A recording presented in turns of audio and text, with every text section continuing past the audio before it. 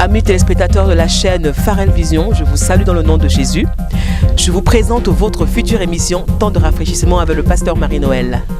Le temps de rafraîchissement est un temps de partage de la parole de Dieu, un temps de communion, un temps de prière et d'échange autour de la parole de Dieu. Temps de rafraîchissement, c'est un temps où chacun pourra encore découvrir la parole de Dieu sous une nouvelle forme. Découvrir la parole de Dieu en fonction de notre génération de 2017. Oui, nous sommes dans les derniers temps, nous vivons des moments difficiles et le Seigneur veut te parler, il veut te toucher. Je t'invite à te connecter avec nous et à suivre notre prochaine émission Temps de rafraîchissement avec le pasteur Marie-Noël. Seigneur, bonjour. Aujourd'hui, je viens vous présenter quelqu'un que vous devriez savoir son parcours, ce qu'elle vous proposera dans ses émissions. Je vous laisse la découvrir. Bonjour, ma sœur. Bonjour, ma sœur Eunice. Je vais bien. Donc, c'est avec un grand plaisir que je me présente. Je suis le pasteur Marie-Noël, pasteur à la mission évangélique chrétienne internationale, responsable de la Maison de Paix, une association humanitaire caritative qui vient en aide aux enfants défavorisés et qui aide les familles en difficulté en France, aux enfants défavorisés surtout au Cameroun, à l'étranger.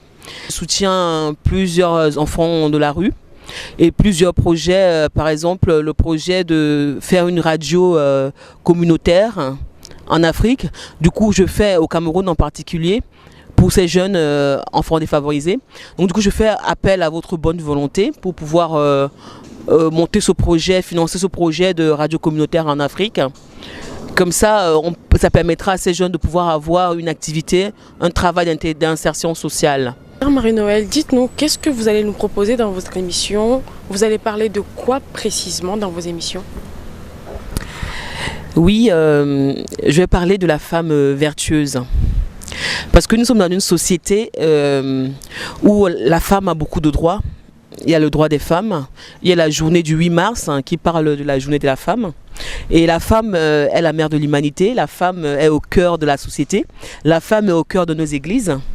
Donc je vais parler de la femme vertueuse. La femme vertueuse, la femme qui s'occupe de sa famille, la femme qui est obéissante et soumise, la femme qui craint Dieu, la femme de prière, la femme de bénédiction. Donc la femme vertueuse va développer le thème autour du rôle de la femme dans la société et son influence, son impact dans l'éducation des enfants, dans la famille et dans la transmission des valeurs. Donc j'invite les téléspectateurs à me suivre parce que je parlerai aussi en l'occurrence du mariage, je parlerai de l'éducation des enfants, je parlerai de la préparation à une vie de couple, je parlerai de la vie de couple, donc j'aborderai beaucoup de thèmes autour de la femme et de la famille. Et ensuite, en ce qui concerne le ministère, est-ce que vous aurez un message assez marquant en ce qui concerne le ministère de la femme?